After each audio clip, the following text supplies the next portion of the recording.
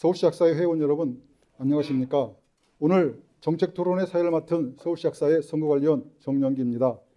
오늘 이 자리는 제37대 서울시 약사회장 선거에 입후보한 기호 1번 권영희 후보, 기호 2번 한동주 후보, 기호 3번 최두주 후보 세 분을 모시고 약사 정책과 공약에 대한 후보들의 견해를 통해 회원들의 판단을 돕고자 서울시 약사회 선거관리위원회가 마련한 정책토론회입니다. 이번 정책토론회가 원활하게 진행될 수 있도록 휴대전화는 완전히 꺼주시고 토론회가 녹화 중인 관계로 정수를 기하여 주시면 감사하겠습니다. 약사회원 여러분 안녕하세요. 오늘 서울시 약사회장 선거 후보자 정책토론회 자장을 맡은 성균관대학교 이재현 교수입니다. 오늘 이 자리는 모두에서 선거대책본부장님도 말씀하셨습니다만 서울시 약사회장 선거에 입후보하신 세 분의 후보자들을 모시고 회원의 권익신장과 약사의 발전을 위한 약사 정책과 공약을 회원들에게 설명하는 자리입니다. 이 후보자들께서는 약사회장 선거 문화가 정책 대결의 장이 될 수 있도록 근거 없는 상호 비방은 자제해 주시고 좋은 토론회가 공정하게 진행될 수 있도록 협조를 부탁드립니다. 좌장으로서 오늘 토론회가 원만하게 진행되어 끝마칠 수 있도록 최선을 다하겠습니다. 감사합니다.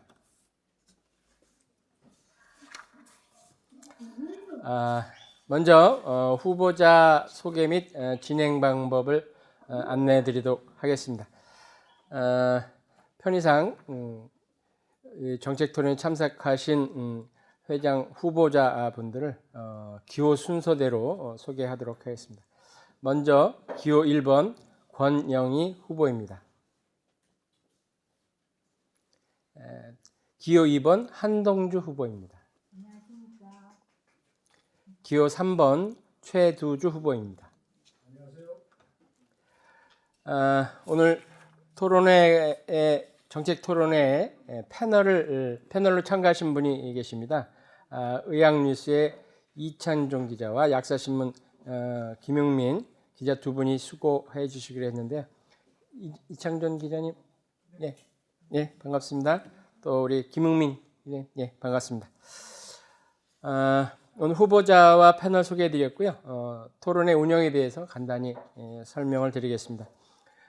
발언 순서는 토론회에 앞서서 기호 순서대로 추첨을 했는데요.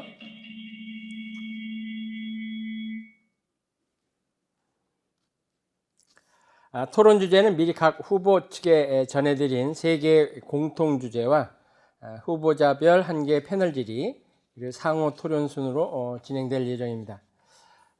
토론 주제 이외의 내용을 가지고 토론의 진행에 지장을 주거나 다른 후보자를 근거 없이 인신공격하는 경우가 발생할 경우에는 좌정의 판단으로 진행을 중지할 예정이니 이 점 널리 양해해 주시기 바랍니다. 혹시 정책 토론회가 예상보다 일찍 끝나서 시간이 남게 된다면 제가 세 분 후보자에게 공통 질문을 드리는 시간도 한번 갖도록 하겠습니다. 자, 그럼 지금부터 후보자 모두 발언을 먼저 듣도록 하겠습니다. 각 후보자께서는 이번 선거에 출마하신 이유 그리고 소신을 말씀해 주시기 바라고요. 발언 순서는 3분이 되겠습니다. 사전에 추첨한 발언 순서에 따라서 최두주 후보가 먼저 발언해 주시겠습니다. 발언 시간 3분은 꼭 지켜주시기 부탁드리겠습니다. 네, 반갑습니다. 회원 여러분, 서울시 약사회 회장 후보 행동하는 열정 기호 3번 최두주입니다. 코로나 방역으로 얼마나 힘들고 답답하십니까? 소상공인 자영업자들의 몰락과 경기 불황에 겹친 소비 심리 위축, 거기에 삼각파도처럼 덮쳐오는 약사 사회에 대한 거센 외부 위협들로 약사 사회는 숨이 막힐 지경입니다. 저는 이번 서울시 약사회 회장 후보로 출마하면서 반드시 새롭고 강력한 서울시 약사회로 바꿔야겠다는 사명감, 소명감을 더 한층 강하게 갖게 되었습니다. 한약사 약국의 불법 형태, 비대면 플랫폼 앱의 등장 등은 안정적인 약국 환경을 파괴하고 있습니다. 게다가 정부의 규제 챌린지는 결과적으로 정부가 제도를 부정함으로써 약사 면허증은 기업의 돈벌이 수단으로 전락되기 직전에 처했습니다. 이렇게 약사사회가 위기에 처해 있는데도 약사회의 대응은 일반 회원들의 눈높이에 전혀 맞지 않고 있습니다. 코로나 방역으로 많은 것들이 바뀌었습니다. 약사사회 또한 많은 것들이 바뀌었고 변화해야 했습니다. 그러나 그 변화는 우리가 원하는 변화가 아니었습니다. 우리 회원들이 정작 원했던 변화는 어떤 악조건 속에서도 믿고 따를 수 있는 더 새롭고 강력한 약사회를 원했던 것입니다. 위기사항의 약사 회원들에게 절실한 건 묵묵한 약사회가 아니라 회원 곁에서 달려가 위기에서 탈출시켜 줄 행동하는 약사회입니다. 이번 회원들이 원하는 약사회는 변화를 선도하는 약사회, 정책을 주도하는 약사회, 새롭고 강력한 약사회, 회원들을 위해 행동하고 일하는 약사회입니다. 기호 3번 최두주가 삼선의 강서 분회장, 협의회장, 대한약사회 상근정책기획실장의 풍부한 회무 경험과 난관타개 돌파력으로 새롭고 강력한 힘있는 약사로 반드시 탈바꿈시키겠습니다. 민생회부, 소통화, 미래준비, 야권신장, 더 새롭고 강력한 약사회, 행동하는 열정 기호 3번 최두주가 압도적인 추진력으로 차원이 다른 변화를 반드시 만들겠습니다. 존경하고 사랑하는 서울시 약사회 회원 여러분, 기호 3번 최두주에게 힘을 실어 주십시오. 감사합니다. 예, 감사합니다. 말씀 잘 들었고요. 다음은 한동주 후보께서 발언해 주시겠습니다. 아까도 말씀드렸듯이 모두 발언은 3번으로 제한되겠습니다. 부탁드리겠습니다. 안녕하십니까. 서울시 약사회장에 다시 도전하는 기호 2번 한동주입니다. 우리는 코로나가 남긴 상처를 극복하고 치유하기 위해서 회무의 연속성과 행동하는 실천력이 그 어느 때보다 중요한 때입니다.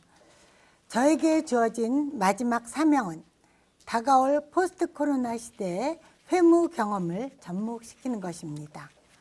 제36대 서울시 약사회는 코로나 위기에도 굴하지 않고 종전 사업의 계승과 혁신을 통해 시대의 흐름에 맞게 많은 것을 변화 발전시켜 나갔습니다.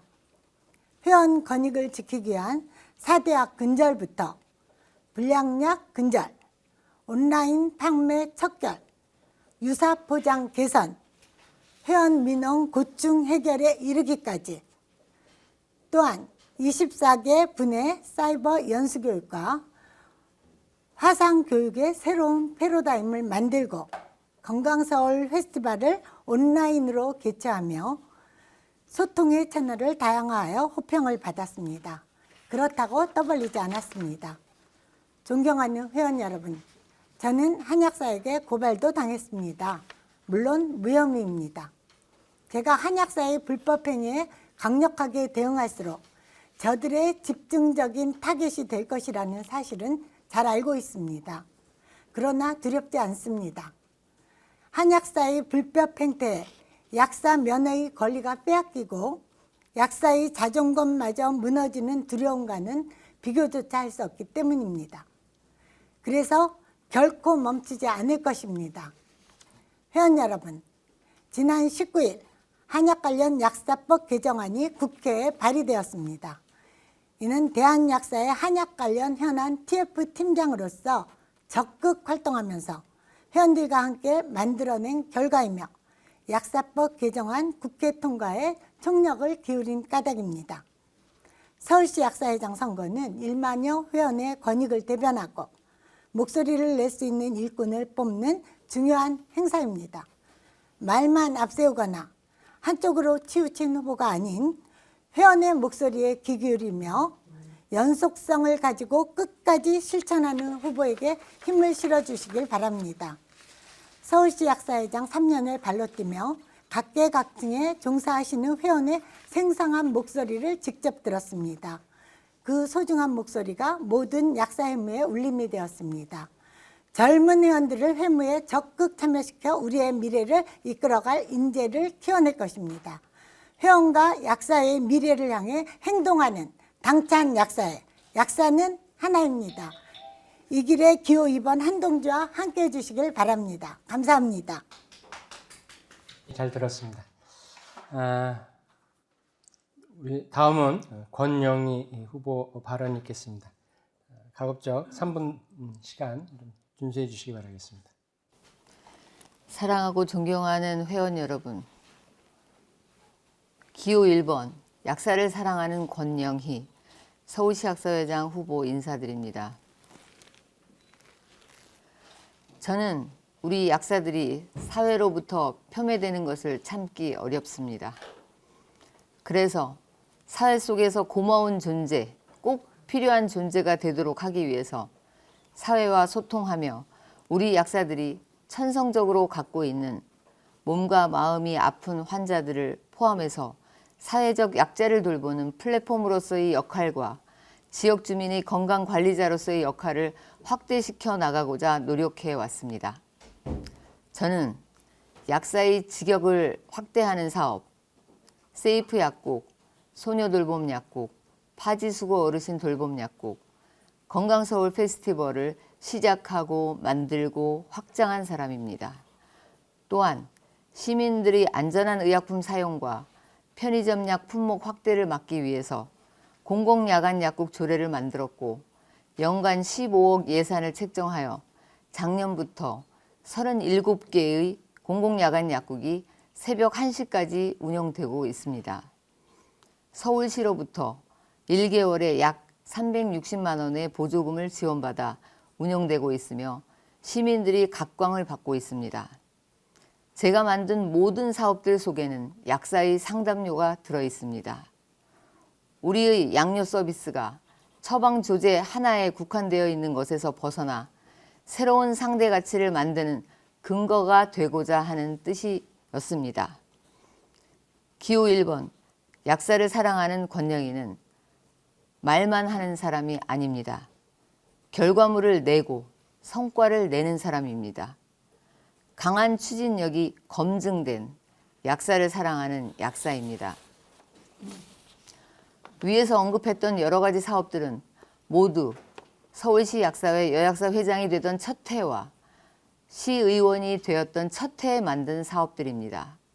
존경하는 회원 여러분, 저는 서울시 약사회 여약사 회장 3년, 정책본부장 3년, 감사 3년, 9년간 서울시 약사회를 경험했고 서울특별시 시의원으로서의 경험을 바탕으로 격이 다르고 차원이 다른 강한 약사회를 만들겠습니다.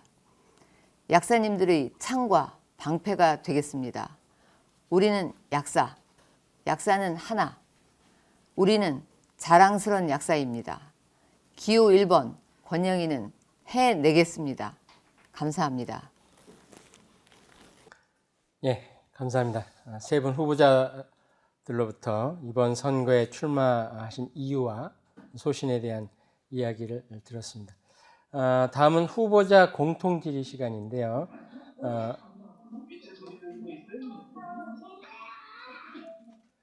약사의 현안과 관련된 공통 질문 3개를 준비했습니다. 답변 시간은 2분이고요. 이번 질의에 대한 답변 순서는 한동주 후보, 권영희 후보, 그리고 최두주 후보 순으로 진행토록 하겠습니다. 첫 번째 드리는 공통 질문입니다. 서울시 약사회는 대한약사회의 거대 지부로서 차지하는 위상과 역할이 남다르다고 생각합니다. 후보자로서 서울시 약사회가 대한약사회, 그리고 16개 시도약사회, 또 24개 분회 사이에서 어떠한 위상을 갖고 어떤 역할을 해야 한다고 생각하시는지 답변해 주시기 바랍니다. 먼저 우리 한동주 후보께서 답변해 주시도록 하겠습니다. 시간은 2분입니다. 서울시 약사회는 최대 지부로 전국 16개 시도지부를 대표한다고 생각합니다. 그만큼 서울시 약사의 역할이 중요합니다.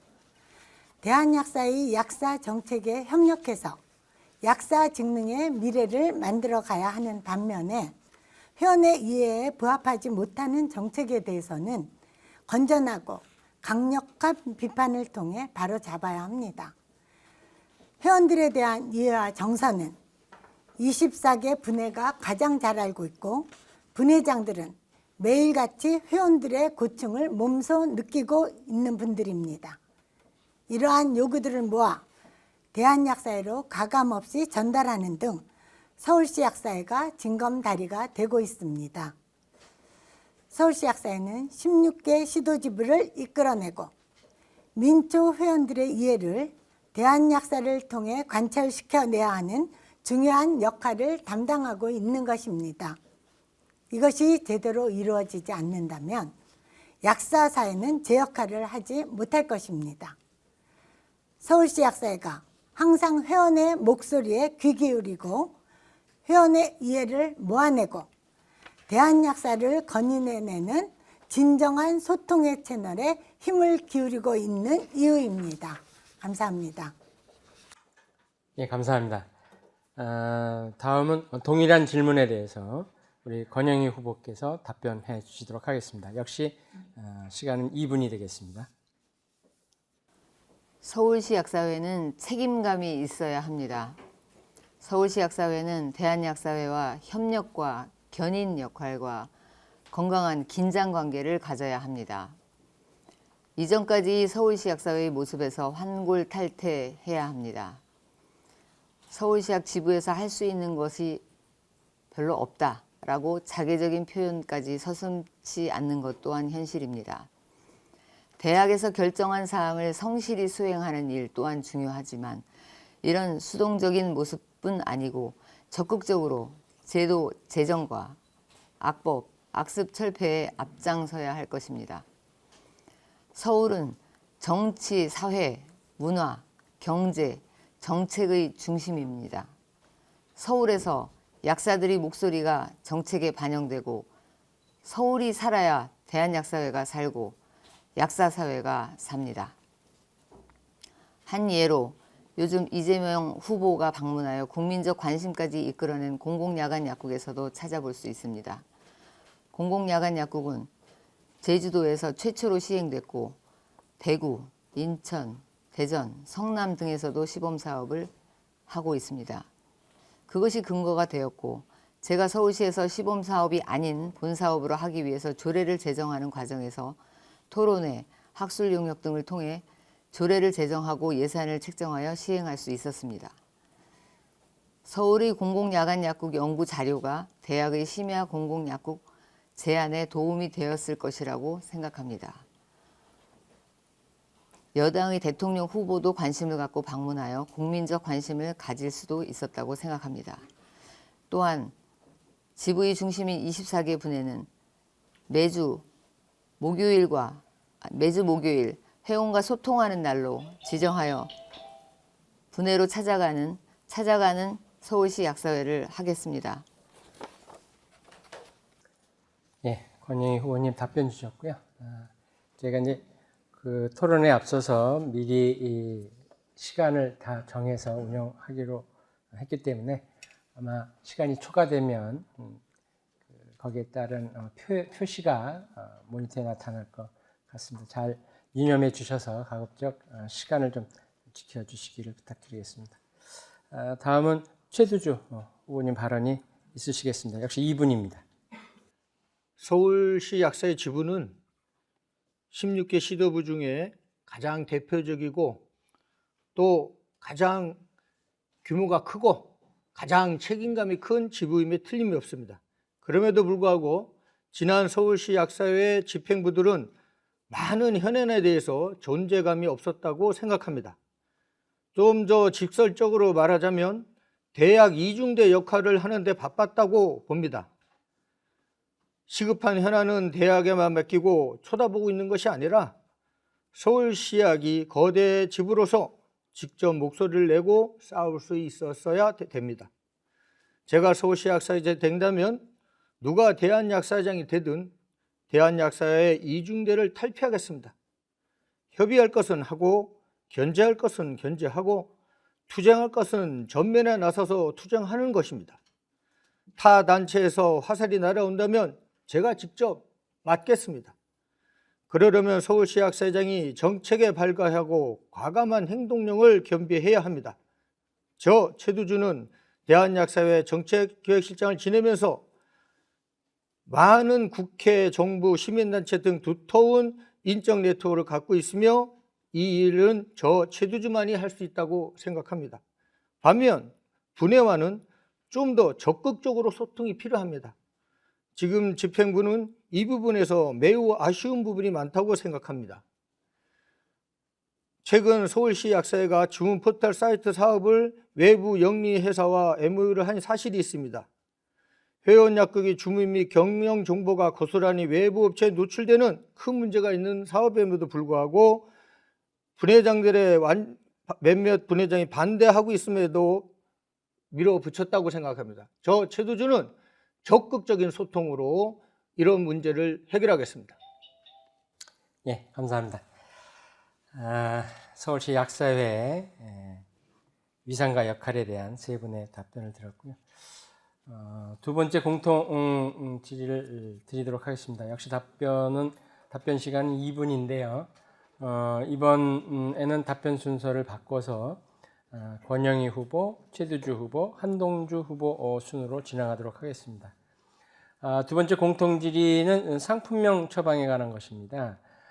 상품명 처방이 처방 경향이 비싼 약이 되거나 하루 복용량을 3번 복용량으로 처방하는 등 각종 음성적 리베이트의 발단이 되고 있다고 합니다. 불용 재고약, 또 의약 담합, 의사의 갑질, 약제비 증가, 또 보험 재정의 낭비 등 각종 문제 온상이 되고 있습니다.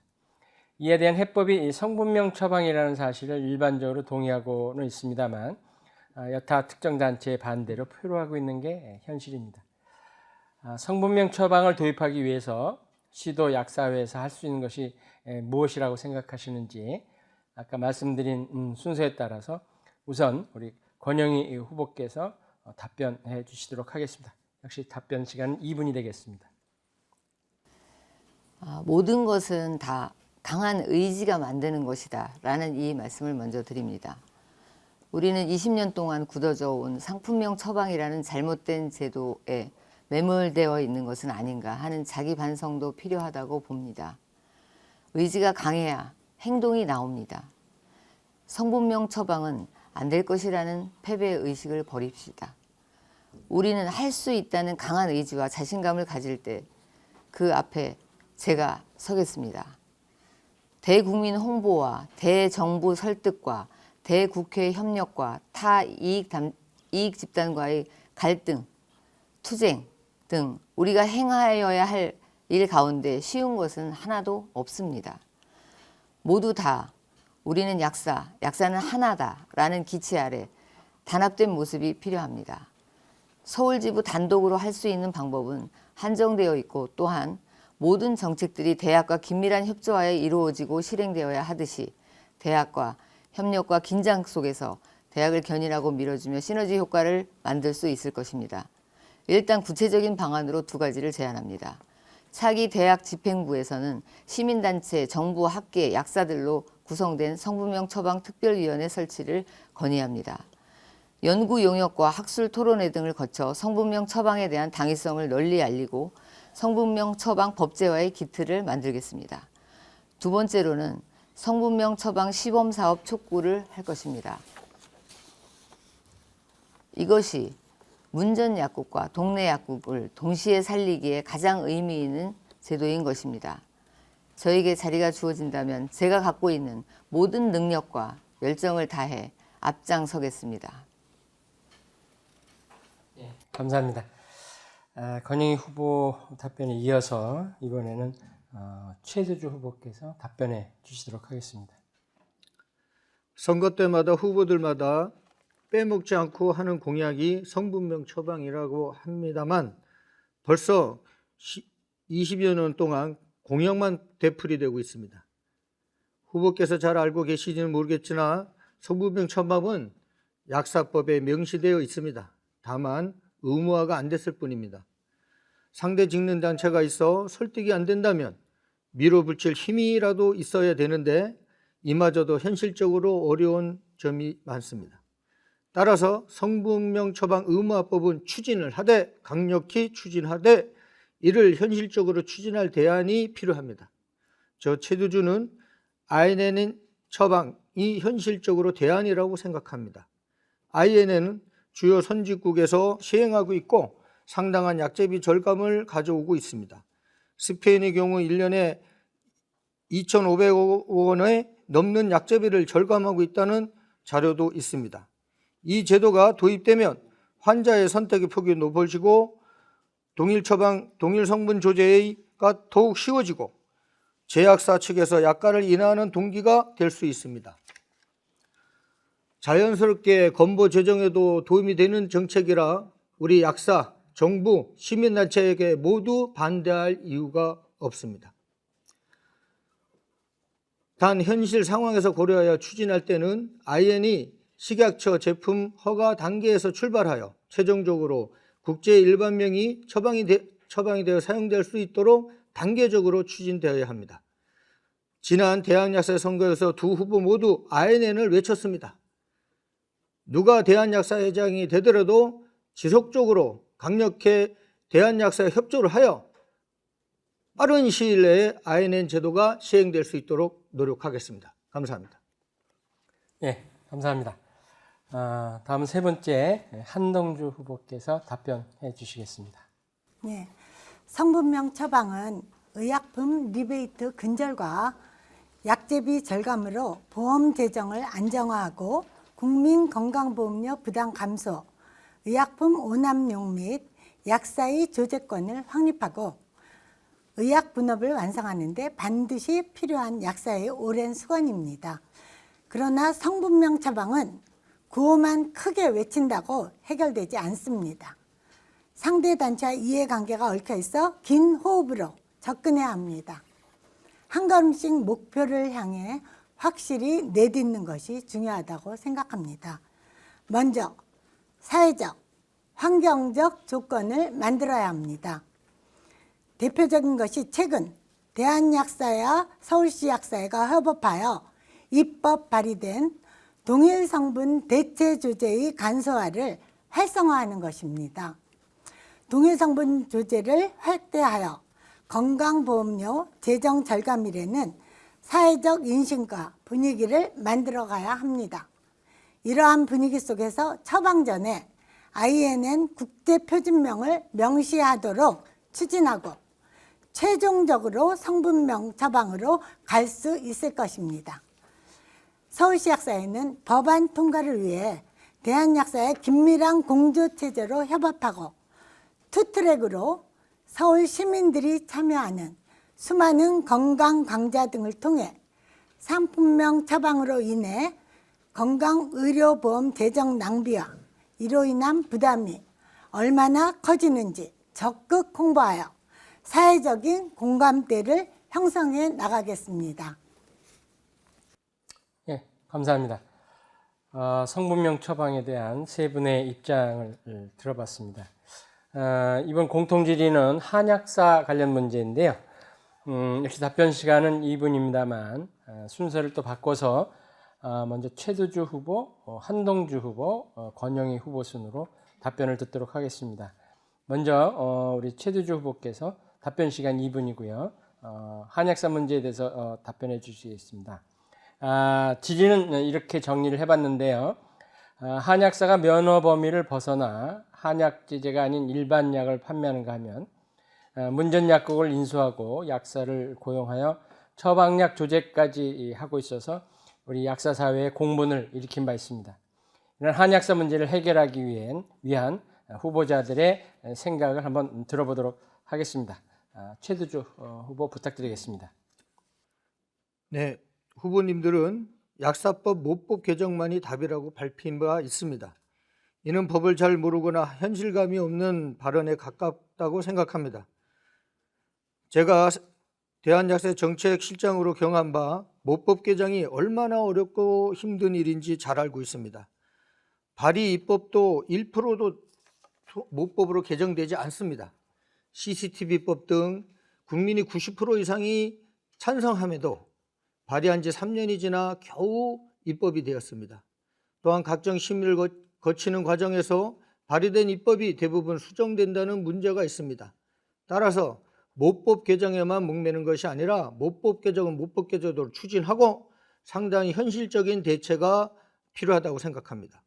우선 한약사 처벌 문제입니다. 이를 위해 약사법을 개정해야 한다고 하는데 이는 잘못된 진단입니다. 현 약사법으로도 한약사의 면허에 대한 처분이 가능하다는 복지부의 유권 해석도 이미 나와 있습니다. 2012년 8월에 나온 복지부 유권 해석에 그것입니다. 그럼 무엇이 문제일까요?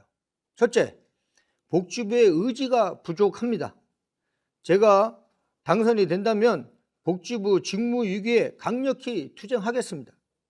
둘째, 복지비 조직에 문제가 있습니다.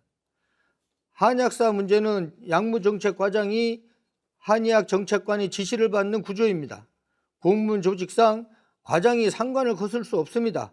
따라서 약무에 관한 업무를 담당하는 약무정책과를 국으로 다시 승격시켜서 약무정책관을 독립시키거나 약무정책관을 독립시키는 데 힘을 모아야 될 것 같습니다.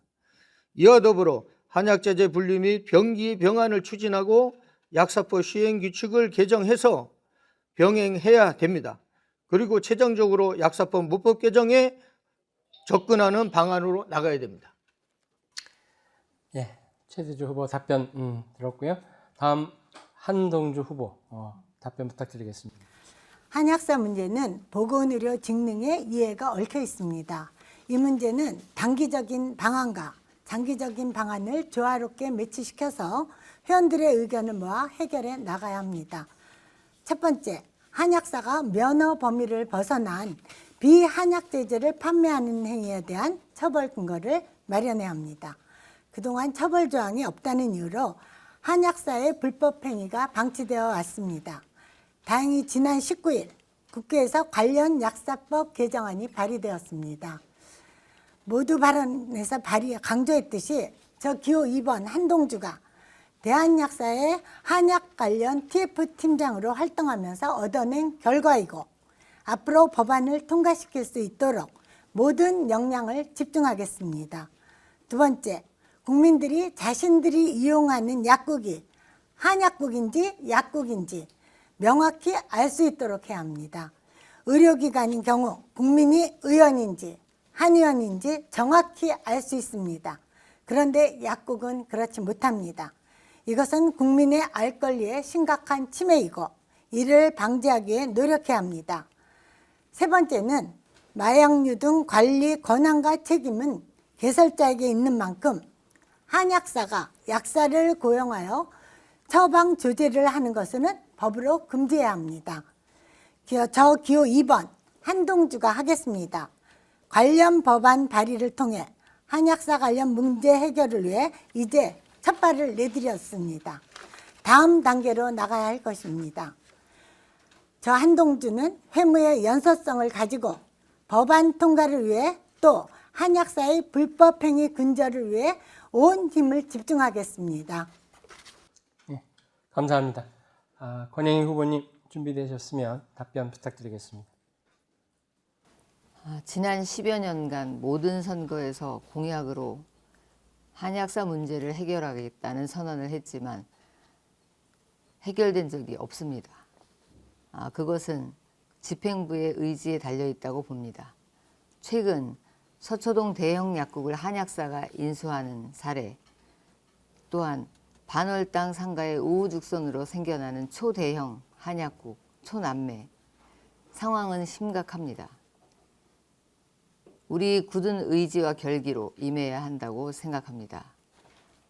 그런 마음으로 우리는 다음과 같은 행동을 해야 한다고 생각합니다. 첫째, 대국민 홍보의 중요성입니다. 국민의 호응이 없이는 입법은 불가능합니다. 입법을 해도 통과되기가 어렵습니다. 우리가 이용할 수 있는 모든 언론 매체, 유튜버, 페이스북, 블로그 등 모든 SNS와 회원 각자가 홍보대사라는 책임감을 갖고 회원분들 각자가 대국민 홍보에 힘을 합해야 합니다. 둘째, 대국회의원 설득입니다. 대학과 각 지부, 각 분야는 각 실정에 맞는 국회의원들을 찾아 법안이 국민 건강에 얼마나 중요한 사항인가를 설득시켜야 합니다. 또한 상대는 한약사뿐만이 아닙니다. 약사의 일이라면 무조건 반대하고 나서는 다른 이익단체들도 있다는 것을 염두에 두고 대처해야 합니다. 셋째는 우리 스스로의 자정 노력입니다. 일부 극소수의 약국에서 한약사를 고용하는 일들이 있습니다. 이제 약사법 개정이 발의된 지금 시점에서 한약사를 고용하는 또 한약국에서 근무하는 약사님이 없도록 우리 스스로 자정 노력을 했으면 합니다. 넷째, 약사법 개정 20조 1항 약사 또는 한약사가 아니면 약국을 개설할 수 없다는 약사는 약국을, 한약사는 한약국을 개설해야 한다는 법을 신설하여 병합 개정 발의하였으면 합니다. 예, 답변 감사드리고요. 아까도 말씀드렸습니다만 답변은 정해진 시간 2분 가급적 꼭 맞춰주시기 바랍니다. 이로써 서울시 약사의 위상 또 상품명 처방, 한약사 문제에 이르는 약사 현안에 대한 공통 질의를 마치도록 하겠습니다. 다음으로는 이제 패널 질의 시간인데요. 오늘 패널 질의에는 약사의 출입기자 협의회에서 추천해 주신 의학뉴스의 이찬종 기자, 또 약사신문의 김흥민 기자 두 분께서 참여해 주시겠습니다. 질문은 후보자에게 공통으로 드리는 질문이고요. 답변 시간은 역시 2분입니다. 이번 답변 순서는 한동주 후보, 권영희 후보, 최두주 후보 순으로 진행하도록 하겠습니다. 먼저 의학뉴스 이찬종 기자께서 후보자 세 분에게 질의해 주시는 공통질의 부탁드리도록 하겠습니다. 네, 안녕하세요. 저는 의학뉴스 이찬종 기자라고 합니다. 네, 새 후보님들께 공통적으로 질문 드리고 싶은 사항이 있는데요. 네, 지금 이제 세이프 약국이 9년 동안 지속되고 있고 참여 약국 수도 계속 늘고 있어서 호평도 계속 받고 있는데요. 근데 9년째 여전히 좀 시범 사업에 머무르고 있고 본 사업으로 가지 못하고 있는 상황이 좀 있습니다. 그 원인으로는 이제 홍보 부족이라던가 낮은 인지도 혹은 타 직능의 어떤 견제 등이라는 건 원인들이 좀 지적이 되고 있는데요. 이런 문제를 좀 극복을 하고 세이프 약국 사업이 좀 시범 사업을 넘어서 본 사업으로 가기 위해선 어떤 방법이 좀 필요할지 새 후보님들의 그 해결책들이 좀 궁금합니다. 아까 말씀드린 대로 이번 질문의 첫 번째 순서는 우리 한동주 후보께서 먼저 답변해 주시도록 하겠습니다. 네, 세이프 약국은 2013년부터 시작해서 500개가 넘는 약국이 참여하고 있는 100% 서울특별시 사비로 충당되고 있는 사업입니다. 총 7억에 가까운 사업비는 양력관리 상담료로 대부분 지급되고 있고 사무관리비와 전산 시스템 유지 보수 등으로 1억 3천여만이 소요되고 있습니다. 세이프 약국은 특히 상담이 수가로 인정받는 등 여러 가지 장점이 있지만 지금까지 시범 사업으로만 진행되고 있는 단점도 발견되었습니다. 우선 본 사업으로 진입하여 동력을 얻어야 하는 것이 가장 중요합니다. 개선점으로는 첫 번째, 현실적으로 수가가 조정돼야 합니다. 현재 5회차에 12,000원, 7회차에 8,000원으로 고정되어 있습니다. 두 번째, 프로그램을 입력하는 정보와 절차가 편리하게 개선되어야 합니다. 세 번째, 데이터가 공유되어야 합니다. 세이프 약국 사업 시행 결과가 무엇인지, 어떻게 좋아졌는지 데이터를 제시해 줘야 합니다. 네 번째, 조회할 수 있는 정보가 한정되어 있습니다. 건강보험공단에서 실시한 사업처럼 환자의 양력이 공유되어야 합니다. 서울시 약사에는 그동안 매년 가운, 질환별 상담 자료와 매뉴얼 등 여러 가지 물품을 지원해 왔습니다. 앞으로 세이프 약국의 활성화를 위하여 지속적인 시민건강 증진 사례 발표회, SNS를 통한 홍보 강화 및 연수교육 개설, 전담 약사제 도입, 합리적인 프로 개발 등으로 다각적으로 검토하여 본 사업으로 추진될 수 있도록 노력하겠습니다. 예, 한동주 후보 답변 들었고요. 다음은 우리 권영희 후보 답변 듣도록 하겠습니다. 세이프 약국 사업은 참여 약국 수가 지금 9년째 진행하고 있는데요. 48개로 시작을 해서 2019년에는 520개까지 늘었다가 지금 487개로 줄어든 상황입니다.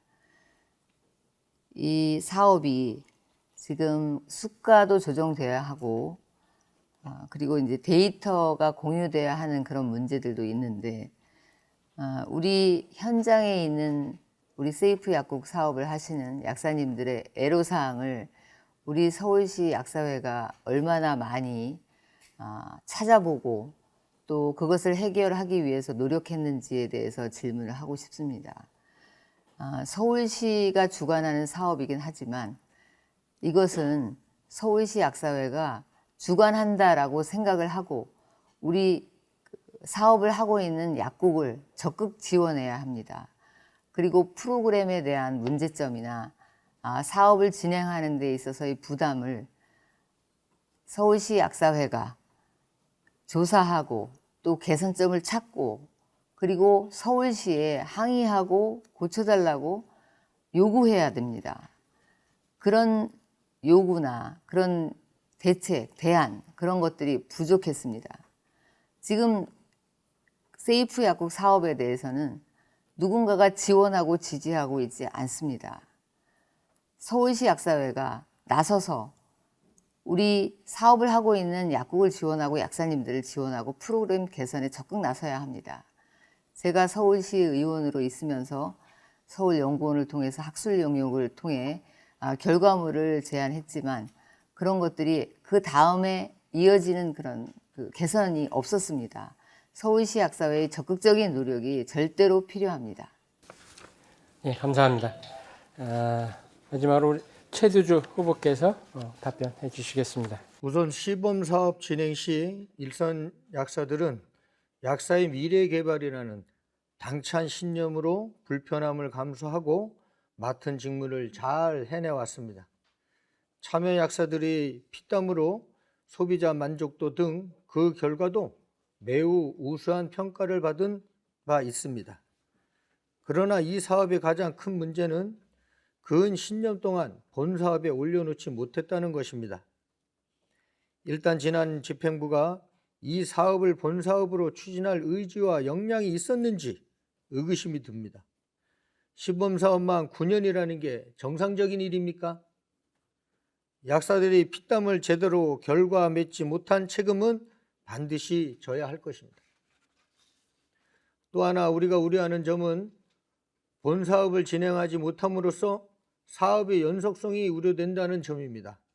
세이프 약국은 권영희 후보님 소속 정당이 서울시장 시절에 만들어져 정치공학상 신임 시장이 적극적인 지지를 받을 수 있을지 우려됩니다. 아직도 해당 정당이 시의원직을 견임하고 계시는데 이대로 회장이 되신다면 되려 불리한 구도가 형성될까 걱정되는 부분이 없지 않아 있습니다. 제가 회장이 되면 서울시 및 의약품정책연구소와 소통을 통해 환자 양력 검토 권한까지 다제약물 관리 사업을 응용함으로써 약권 확대에 실질적인 도움이 되는 세이프 신사업으로 발전시키겠습니다. 감사합니다. 네, 고맙습니다. 세이프 약국 사업에 대한 이종찬 기자의 질의에 대해서 세 분 답변 들어보았습니다. 다음은 약사신문의 김웅민 기자께서 새 후보자께 질의를 해주시겠는데요. 역시 공통질문이고요. 답변 시간은 2분입니다. 이번 질의에 대한 답변 순서는 권영희, 최두주, 한동주 후보 순으로 진행하도록 하겠습니다. 김웅민 기자님 부탁드리겠습니다. 네, 안녕하세요. 약사신문의 김웅민이라고 합니다. 저는 올해로 9번째 치러진 건강서울 페스티벌에 대한 질문을 드리고 싶은데요. 이 건강서울 페스티벌이라는 행사는 기존의 약사회에서 치러지는 행사와는 달리 시민들과 직접 약사들이 소통하면서 건강 정보를 전달하고 또 약사 역할을 알리는 데 긍정적인 효과가 있다는 평가를 받았습니다. 또 내년이면 10주년을 맞이하면서 그 의미가 더욱 남다를 것으로 생각이 되는데 후보자들께서 생각하시는 건강서울 페스티벌에 대한 평가와 앞으로 향후 어떤 방향으로 발전해야 될지에 대한 생각을 여쭙고 싶습니다. 답변 순서는 아까 말씀드린 대로 우리 권영희 후보께서 먼저 답변해 주시도록 하겠습니다. 건강서울 페스티벌을 처음에 시작하고 만든 사람입니다. 건강서울 페스티벌을 만들 때 우리 그 약국이 그 시민의 건강 증진을 위해서 어떤 역할을 할 수 있는지를 광장에서 시민들께 펼쳐 보이고 시민들과 소통하면서 건강 축제를 만들고자 시작을 했습니다. 그 미국에서 있었던 Get the Answer, 약사에게 물어보세요. 그 내용으로 우리 약국이 갖고 있는 모든 기능을 콘텐츠로 만들어서 광장에서 시민과 소통하면서 약국을 잘 활용하면 건강을 증진시킬 수 있다는 그런 내용과 그리고 처방전에 몰입되어가는 우리 약국가에 우리 환자들과 건강에 대한 상담을 하자는 우리 내부적인 그런 전달도 하고자 하는 것이었습니다. 그 행사는 참여하는 약사님들의 만족도도 굉장히 높았고 시민들의 만족도도 굉장히 높았습니다. 그런데 이 행사가 진행이 되면서 대시민 건강 상담보다는 점차로 약사 행사로 바뀌는 것 같은 그런 생각이 들어서 좀 아쉽다는 생각이 듭니다. 집에서 남아도는 그런 약들 또는 이제 약국에서 미처 상담하지 못하는 그런 부분들을 시민과 약사님들이 직접 만나서 그런 것들을 해소하고 앞으로 그런 상담이 약국에서 이루어지도록 유도하는 그런 행사로 자리매김해야 될 것입니다. 예, 감사합니다. 다음은 최두주 후보께서 건강서울 페스티벌 행사에 대한 답변 해주시겠습니다.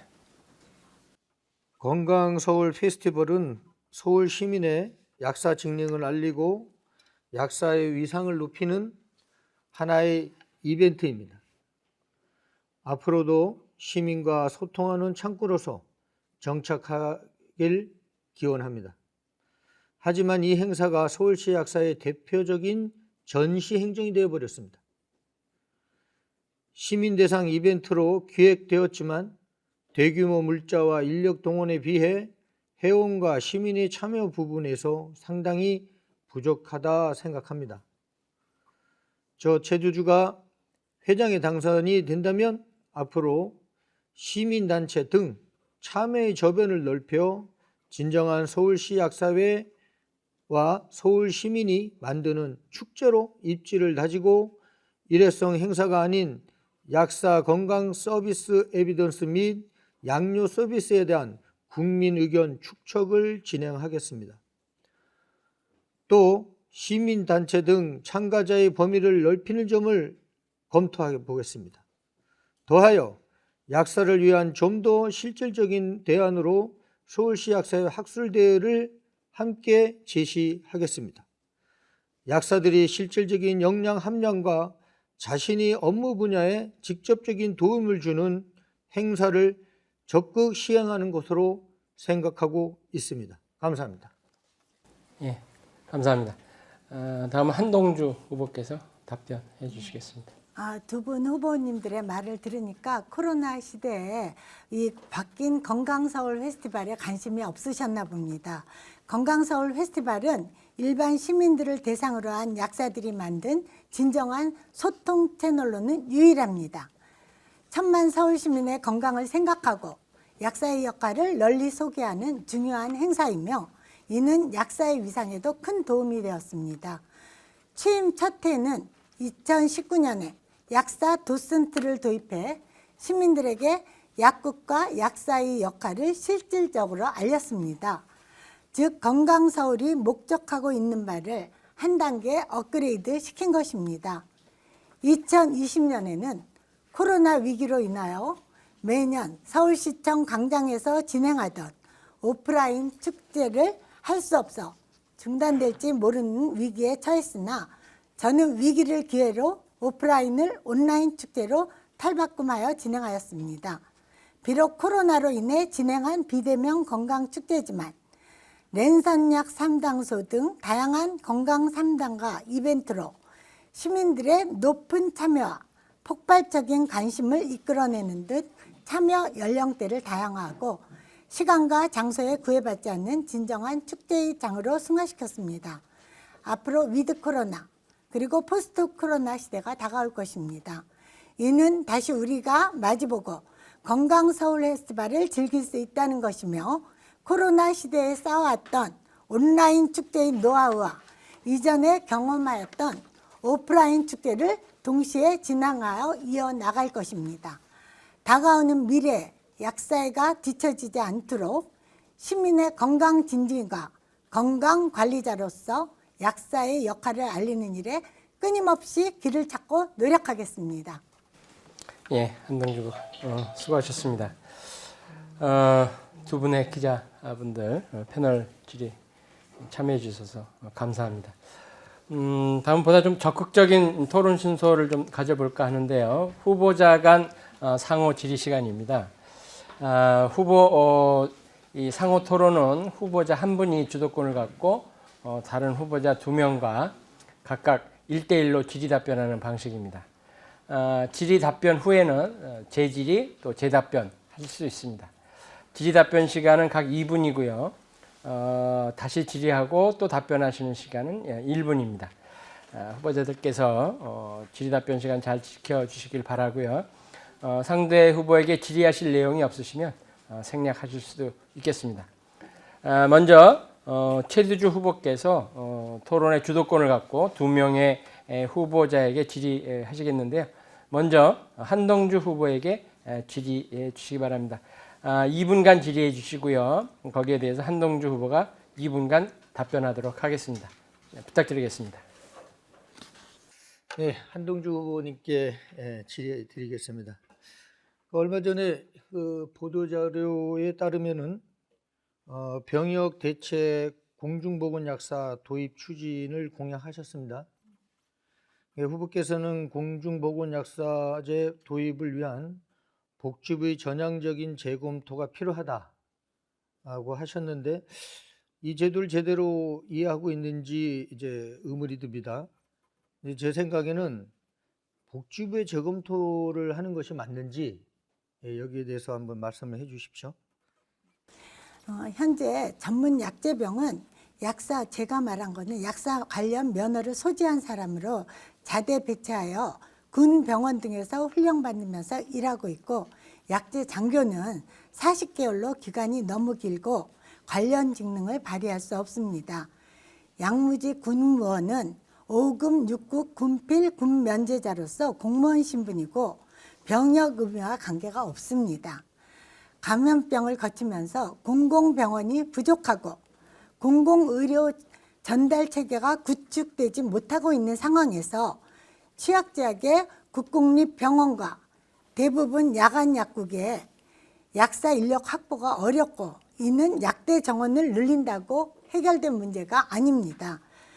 지난 11월 7일에 열린 국정감사에서 현재 의사와 한의사, 치과의사만이 공중보건의료로 공복무를 대체할 수 있다고 하고 있지만 어느 한 직군이라도 빠지게 된다면 공공보건의료가 무너진다면서 남자 간호대생이 공중보건 간호사로 복무한다면 우리나라 공공의료에도 큰 도움이 될 것 같다라는 의견이 국회에 제기되었습니다. 그래서 남자 약사 역시 저는 군 입대 대신에 경력 단절 없이 공중보건의 한 축을 담당하는 것이 국민보건 향상과 직능 발전을 위해서 꼭 필요하다고 생각합니다. 예, 최대주 후보님 1분 동안 재질의하실 수 있고요. 뭐 질의가 없으시면 생략하실 수도 있겠습니다. 재질의 하시겠습니까? 예, 1분 동안 그럼 재질의 하실 수 있습니다. 그 취지는 맞는 말씀인데요. 공중보건약사제도 주무부서는 복지부가 아니고 제가 알기로는 국방부라고 생각이 됩니다. 약사법을 바꾸는 것이 아니라 군인사법을 개정해야 되는 사안이고 국회도 국방부에서 발의하고 논의를 합니다. 과거 여당 의원실에서 군인사법을 발의하여 추진한 바가 있습니다. 국방부는 공보의사, 한의사, 수의사 등을 모두 없앨 계획이므로 공중보건약사를 새로 만드는 것에 난색을 표한 바가 있습니다. 그래서 생긴 게 약제 전문 병사 제도입니다. 저는 공중보건약사 제도 도입도 필요하지만 6년제 약사 출신 장교 티오를 늘리고 중위로 시작해서 대위로 제대하는 군인사법을 도입한다고 생각합니다. 동의하시죠? 네, 감사합니다. 예, 저는 뭐 사실 우리 공공약사, 그러니까 공공보건약사라는 거를 만들어서 우리 약사들이 바로 군대에 가는 것보다는 어쨌든 응급실이나 이런 병원에서 많이 근무해서 서로의 자기의 직능을 넓혀가고 그걸로 병역을 대신하기를 바라는 거를 적극 추진하려고 합니다. 예. 예. 최대주 후보님 이제는 권영희 후보께 또 질의 2분 동안 하실 수 있습니다. 후보자께서는 서울시 약사정이 당선이 되면 가격 질서 확립을 위해 약사회 차원에서 일반약 제값받기 운동을 대대적으로 전개할 것이라고 얼마 전에 그 기사에서 봤습니다. 그 취지는 적극 공감하는 바입니다. 그러나 혹시 공정거래법 위반의 소지가 있는 것은 아닌지, 위반이라면 만약에 과징금이 상당하다고 알고 있는데 우리 해에 미치는 악영향이 상당할 것으로 생각되는데 어떻게 생각하십니까?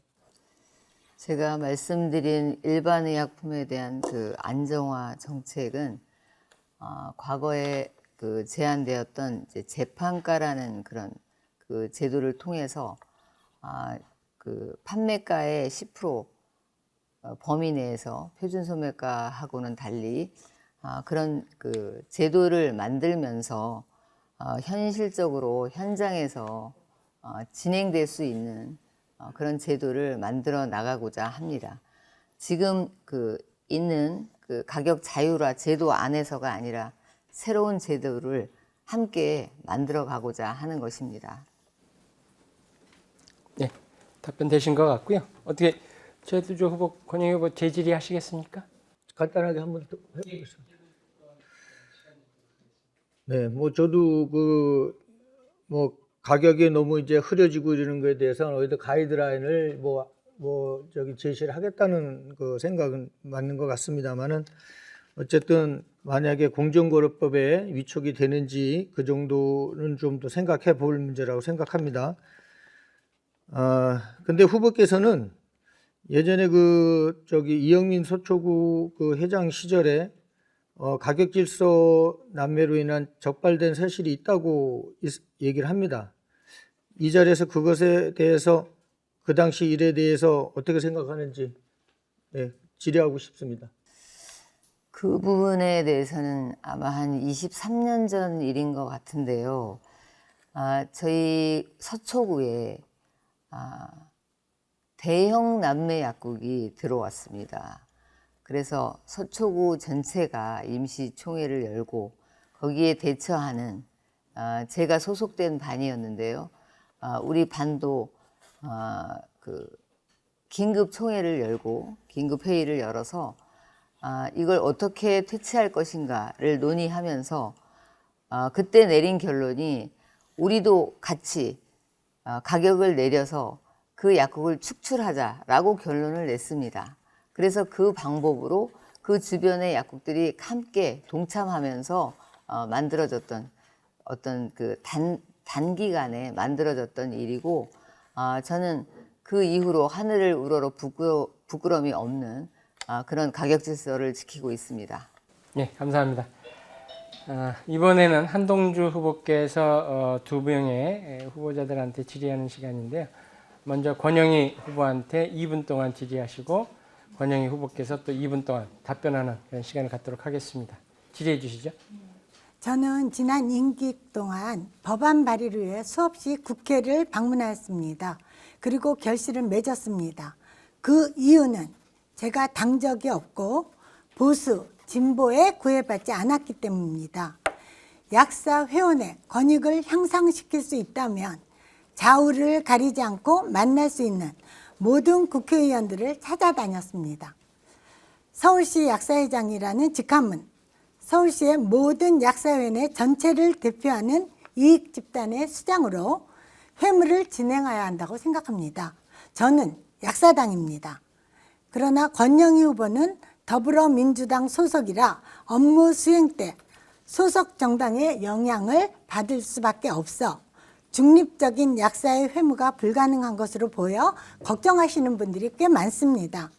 더구나 현재 중요 법안이 발의되어 있는 이때에 현재 민주당에 깊숙이 관여해 있어 민주당을 제외한 타 당에서는 약사회가 도움을 전혀 받을 수 없을 것 같은데 회원을 위해서 민주당을 탈당하시겠습니까? 저도 약사당입니다. 그리고 제가 공공야간약국 조례를 만들 때도 여야 시의원들이 모두 31명의 동의를 받아서 조례를 제정했습니다. 제가 서울시 약사회장으로서 우리 약사회가 유익한 쪽으로 결정을 할 것입니다. 그리고 서울시 약사회장이 되면 야당이든 여당이든 우리 약사들의 정책에 뭔가 힘을 쓸 수 있는 그런 방향으로 움직일 것입니다. 제가 지금까지 걸어온 길들을 보시면 아실 것입니다.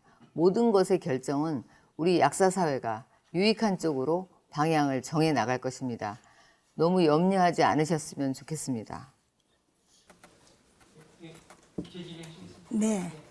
그러면 지난번에 서초구 약사회에서 당시 서초구 새누리당 구의원 최미영 의원이 2017년에 통과시킨 공공심야약국 조례가 있었습니다. 당시 회장이었던 권 후보가 회원들에게 성공적으로 운영할 것을 하셨으나 그 뒤에 권 후보 자신이 서울시의 이름만 바꿔 조례 제정을 하였습니다. 서초구 약사회장 당시 공공심야약국에 단 한 건도 만들어지지 못한 이유가 서로 다른 당적에 대한 부담감이 때문이었는지 그거 너무 궁금합니다. 그렇지 않습니다. 그때 당시에 서초구에 그 공공심야약국 조례가 만들어졌습니다. 만들어지고 그 다음 해에 약국을 지정하는 그 단계에서 제가 이미 시의원이 됐습니다. 근데 제가 가장 안타깝게 생각하는 것은 지금 전국적으로 공공심야약국이 시간당 3만 원을 벗어나지 못하고 있습니다. 그래서 제가 학술 용역으로 얻어낸 결론은 시간당 5만 원 이상을 책정해야겠다. 왜냐하면 지금 365일을 운영하는 그런 조건으로 시간당 3만 원은 약국이 감당하기 어려운 상황입니다. 그래서 제가 시의원이 됐기 때문에 그런 그 학술 용역이나 그런 연구를 통해서 그것들을 우리 약사들이 감당할 수 있는 그런 보상 체계로 하고자 하는 의미에서 좀 더 기다리게 해서 제가 만들어서 거의 시간당 4만 원 수준으로 올려놓은 상태입니다. 예, 감사합니다. 이번에는 한동주 후보께서 최두주 후보에게 질의하실 수 있는 기회입니다. 질의 답변 역시 2분씩입니다. 네. 불완전한 분업으로 약국에는 불용재고가 넘쳐납니다. 이런 사태에 대한 원인은 대단히 포장과 병의원의 잦은 처방 변경에 있습니다. 그러나 그 피해는 약국이 오롯이 떠안고 있습니다. 소포장 확대와 성분명 처방 등 근본적인 해결 방법 외에 저 기호 2번 한동주는 서울시 약사회원을 위한 불용재고의 완전한 청산을 위해 서울시 약국유통협의회를 만드는 등 노력을 하고 있고 연속성을 가지고 추진할 예정입니다. 최 후보님께서는 약국 간 교품센터, 즉 교품 통합 시스템을 주요 공약으로 주장하고 계십니다. 현행법에는 응급시에 한시적으로 허용되어 있는데 교품몰 운영은 약사법상 허용이 되지 않고 교품 사업에 주력했던 엔드러그나 서울약사신협도 중단한 상태입니다. 한마디로 지나간 사업에 힘을 쏟고 있는 것은 아닌지 걱정이 되며 합법적으로 허용되지 않은 교품몰 운영 공약을 어떻게 가능하게 하실지 답변을 듣고 싶습니다. 네, 맞습니다. 이 법이 제대로 굴려가려면 시행규칙뿐만 아니라 약사법도 우리가 조금 손을 봐야 됩니다. 그러나 그게 어렵다고 해서 우리가 필요한 것을 안 할 수는 없는 거 아닙니까? 그래서 제가 생각하기에는 약국마다 어디 가다 봐도 재고, 그다음에 이 좀 남는 이 버려지는 약들이 너무 많습니다. 이게 제도 때문에 생기는 거죠. 성분명 처방 맞습니다. 그게 대안이고 그런 건 맞습니다. 그렇지만 현실적으로 보면 지난 3년간 이 집행부에서 반품 이루어진 적이 없는 것 같아요. 옛날에는 우리가 반품을 그 집행부마다 1년이나 한 2, 3년에 한 번씩 대대적으로 우리가 했었는데 근 3년 동안은 이런 게 안 했어요. 그러다 보니까 너무 재고가 많이 쌓이고 한 것을 너무 저도 약국을 하는 입장에서는 이게 너무 불합리하다. 그래서 이 법을 개정하고 시행령을 고쳐서라도 반드시 이거 교품 시스템을 제대로 된 걸 만들어야 되겠다. 이렇게 생각해서 노력하겠습니다. 저를 서울시 약사장 시켜주십시오. 노력해서 반드시 이 제도를 법을 시행규칙을 고쳐서라도 꼭 이루어내겠습니다. 감사합니다. 재질이 네, 저희가 지금 환자한테 한번 나간 약이 다시 반품이 안 되는 이유는 약의 상태를 알 수 없기 때문이고 물류비용도 또 무시 못합니다. 또 세금, 약 사입에 대한 근거 문제로 보험공단과도 문제 가능성이 있습니다. 제약사로 반품을 완벽히 하는 것이 저는 약사의 할 일이라고 생각하는데 거기에 대해서는 어떻게 생각하십니까? 맞습니다.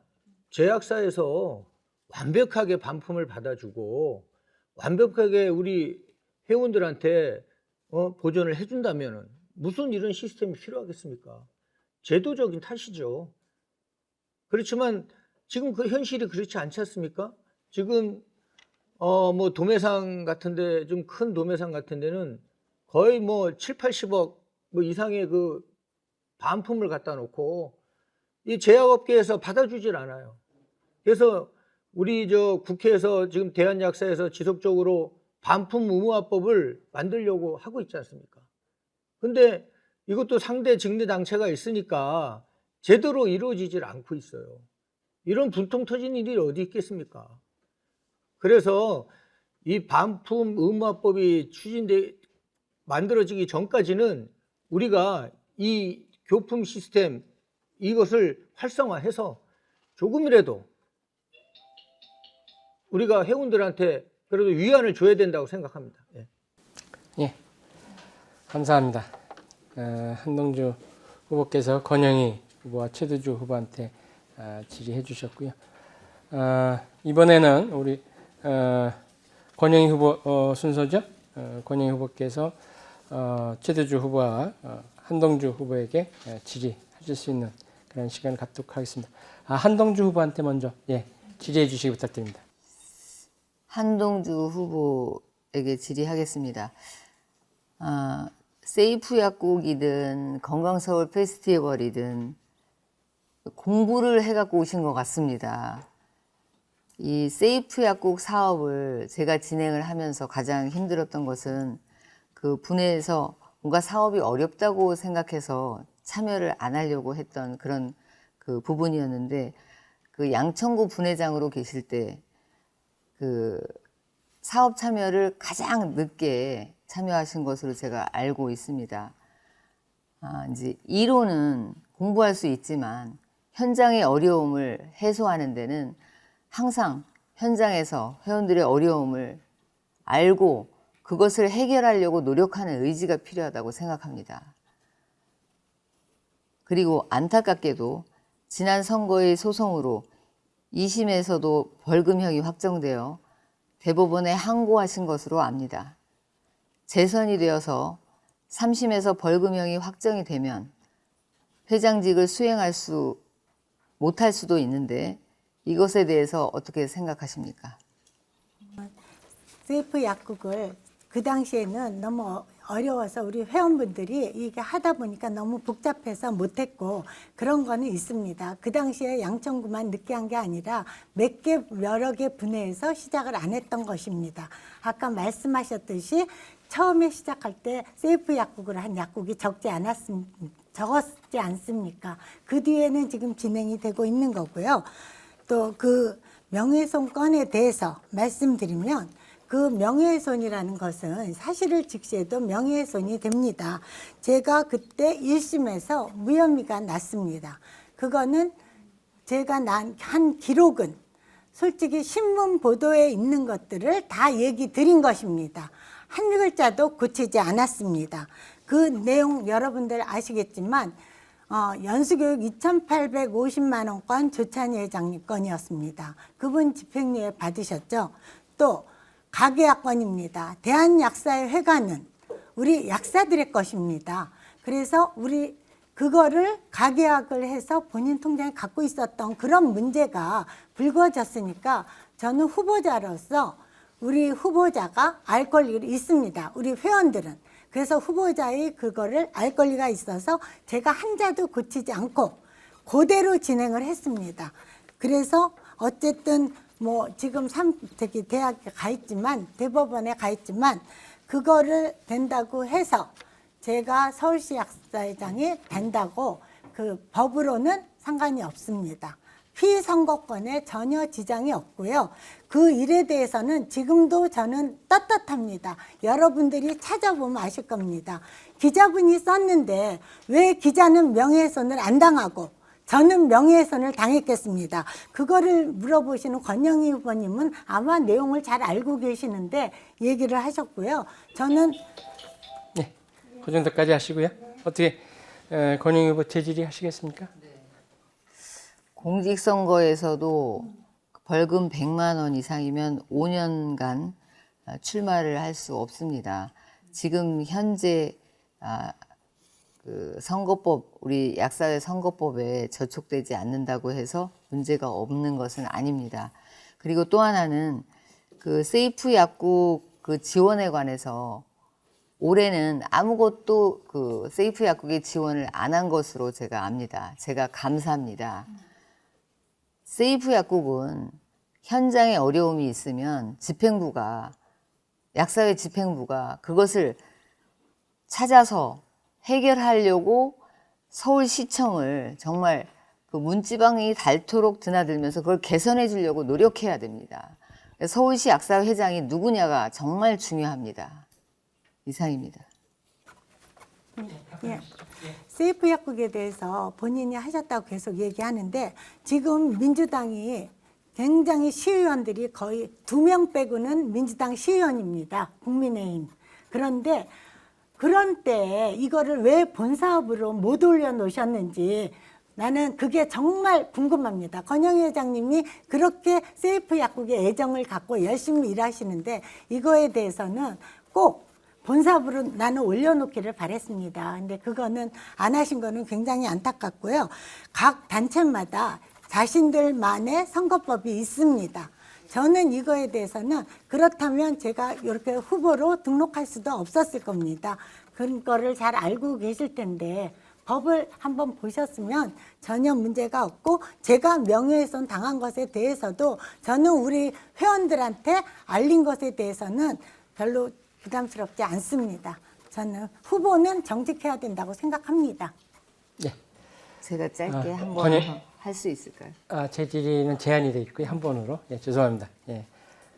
아쉬움이 있으시면 우리 최두주 후보한테 질문을 좀 대신하시죠. 예. 최두주 후보님 그 질문 시간에 짧게 그 말씀드리면 세이프 약국은 조례가 만들어졌습니다. 그래서 본 사업에 들어갔습니다. 지금 알려지지 않은 부분이 있고요. 최두주 후보님께 질의하겠습니다.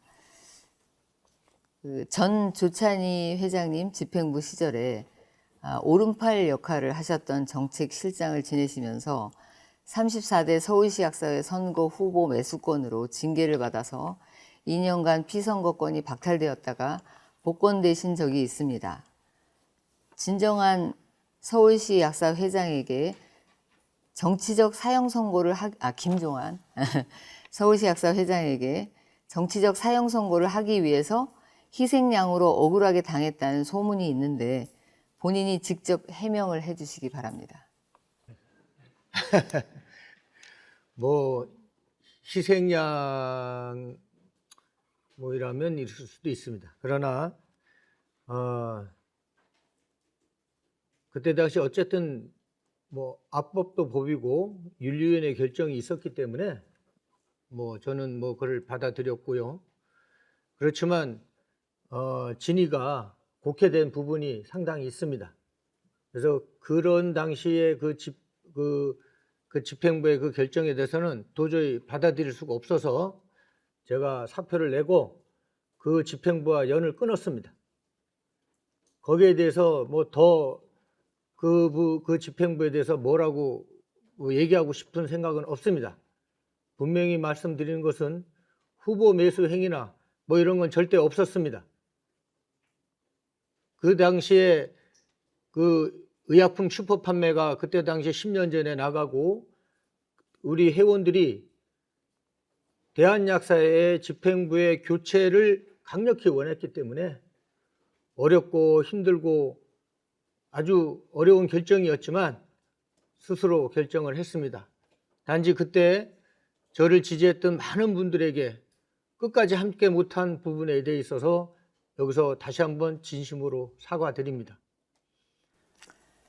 이상입니다. 네. 네. 진위가 곡해되었다는 그 부분은 무엇입니까? 이 얘기입니다. 예. 그러면 지금 그 의약품 슈퍼 판매 때문에 우리가 한참 그 골기를 하고 그런 때였는데 2011년 5월 12일 그 대한약사회 그 2차 이사회에서 서초구 회원들이 촛불 시위도 하고 또 걸기 대회도 했습니다. 그때 당시에 우리 최두주 후보님께서는 분회장 협의회장이셨는데 분회장 협의회에서 뭔가 성명서를 발표하기로 했는데 뭔가 선배님이 회장님으로 계셔서 그런지 그런 부분이 지켜지지 않았습니다. 그때 나름대로 뭔가 실망했고 그리고 그 다음에 그 다른 구에 약국으로 이전하시는 관계 때문에 분회장 협의회장의 자리 또 분회장의 자리를 버리셨습니다.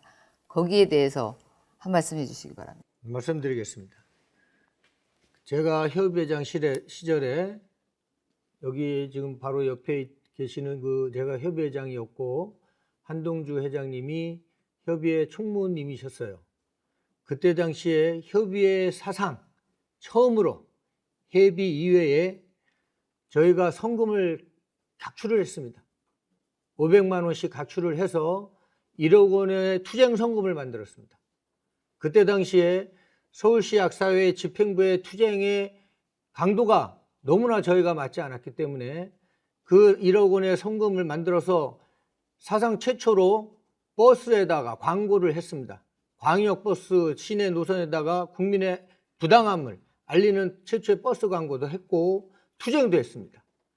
지금 여기서 뭐 성명서를 내기로 했다 안 냈다는 등 뭐 회장이 뭐 선배이기 때문에 안 했던 이런 거는 지금 명예훼손이고 있을 수도 없는 일입니다. 제대로 알고 얘기를 하셔야 되는 것 같습니다. 뭐 이게 열기가 너무 뜨거운 것 같은데요. 마침 시간도 1분이 채됐기 때문에 일단 세 분의 열띤 토론 일단 마치도록 하겠습니다. 양해해 주시고요. 준비된 룰이 정해져 있었기 때문에 후보자 토론은 요거로 일단 마치고요. 어느덧 이제 우리 정책 토론회가 막바지에 접어들었습니다. 남은 것이 이제 후보자 마무리 발언인데요. 오늘 토론 과정에서 못다한 얘기들 아마 많으실 것 같은데요. 못다 하신 말씀 있으시면 추가로 해주시고요. 특히 서울시 약사회장에 당선되었을 때 회무의 방향이나 포부 또 회원들에게 드리고 싶은 말씀이 있다면 이번 마지막 발언에서 시간을 활용해 주시면 좋을 것 같습니다. 역시 발언 시간은 2분이고요. 마지막 발언의 순서는 한동주 후보, 권영희 후보, 최두주 후보 이런 순서로 진행하도록 하겠습니다. 그럼 한동주 후보의 마무리 발언 듣도록 하겠습니다. 예, 그동안 3년간 서울시 약사회장으로 일하면서 우리가 법안 발의가 얼마나 어려운지 다들 아실 겁니다. 우리는 외부로는 하나가 돼야 합니다. 그래서 대한약사와 서울시 약사회는 국회를 다니면서 모든 국회의원을 만나서 지금 현재 2개의 법안 발의가 되어 있습니다. 동일성분 주제 간소화, 그거와 한약사 각 면허 범위 내 일반약 판매에 관한 개정안이 발의되어 있습니다. 이거를 하기 위해서는 힘을 합쳐서 했습니다. 그거를 이렇게 뒤에서 얘기하시는 건 아니라고 생각하고요.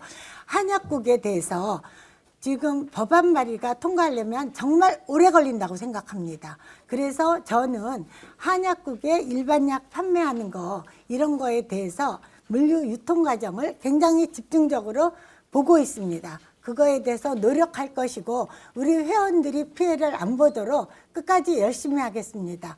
회무가 이어져서 연속성이 될 수 있게 우리 회원들이 하나가 되어서 실망하지 않도록 하는 약사회가 되게 하겠습니다. 저는 오로지 회원만 바라보고 회원만을 위해서 일하는 성실한 회장입니다. 부탁드리겠습니다. 기호 2번입니다. 네, 감사합니다. 권영희 후보님 준비되셨으면 2분 동안 발언 시간 드리도록 하겠습니다. 우리 그 회원님들께 우리 당부의 말씀도 드리고 우리 약사 사회가 지금 어려움에 처해 있습니다. 도약할 것인지 침몰할 것인지 코로나로 장기적인 코로나로 인해서 뭐 약 배달이나 또 한약사 문제나 또 의사의 갑질이나 뭐 이런 것들이 근본적으로는 성분명 처방이 되지 않기 때문에 있다고 생각합니다. 뭐 법안 발의를 하는 것은 저도 조례를 발의해 봤지만 그렇게 어렵지는 않습니다. 그런데 그 법을 통과시키는 것이 어렵습니다. 이 법을 통과시키기 위해서는 아까 말씀드린 것처럼 회원들도 또 집행부도 모두 하나가 되어서 혼연일체가 되어야 합니다.